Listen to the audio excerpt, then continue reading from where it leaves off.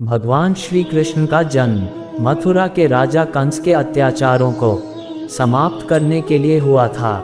कंस ने अपनी बहन देवकी और उनके पति वसुदेव को बंदी बना लिया था, क्योंकि एक आकाशवाणी के अनुसार देवकी का 8वां पुत्र कंस का अंत करेगा।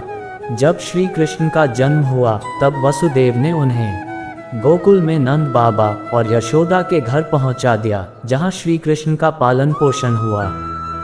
गोकुल में श्री कृष्ण ने अनेक बाल लीलाएं की, जैसे मक्खन चोरी करना, गोपियों के साथ रास रचाना और कालिया नाग का वध करना। उनकी माखन चोरी की लीला और गोपियों के साथ उनकी मस्ती विशेष रूप से प्रसिद्ध है, जिससे उन्हें माखन चोर और गोपाल के नाम से जाना गया। कृष्ण ने अपने बड़े भाई बलराम के साथ मथुरा जाकर कंस का वध किया।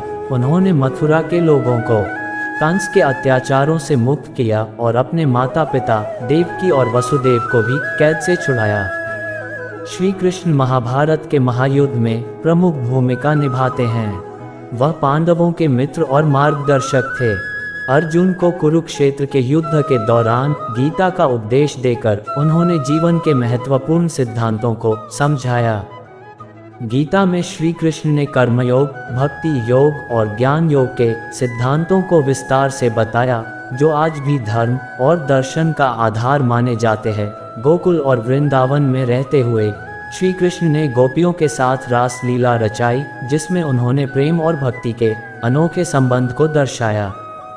राधा के साथ उनका प्रेम संबंध आज भी भक्ति और समर्पण का प्रतीक माना जाता है। कंस के वध के बाद जब मथुरा पर शत्रुओं के आक्रमण बढ़ गए तो श्री कृष्ण ने द्वारका नगरी की स्थापना की। द्वारका में ही उन्होंने यादव वंश का शासन स्थापित किया और वहां से धर्म और न्याय का पालन किया।